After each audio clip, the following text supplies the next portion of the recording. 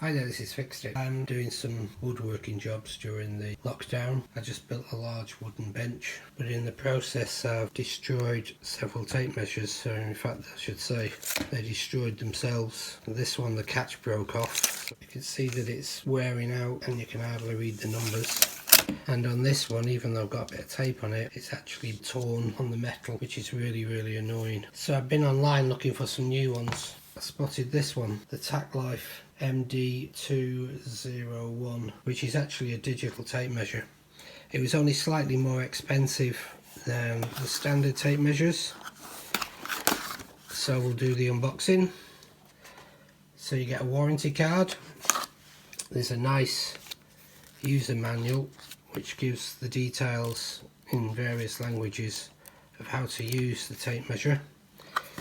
And then there's this, it's extremely well boxed, and it then comes in a plastic container, so let's just take that out. And as we can see, it's a nice rubberized unit. What's unusual, it's got this digital display on the top. The button is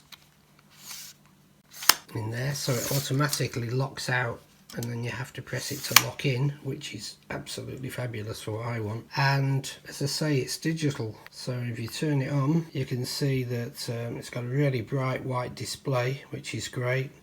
Battery indicator. You're also able to recalibrate it if it gets out of calibration, but let's turn that back off again. So if you want, you can just use it as a standard tape measure, or you can use it digitally. And also it comes with this USB-C charger cable.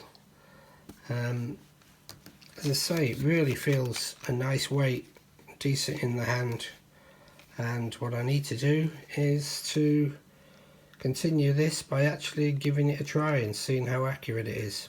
Don't forget to check out part 2 when it becomes available, and I'll give a good rundown of all the facilities of this amazing tape measure. I hope you liked the video. Thanks for watching. Don't forget to subscribe to the channel.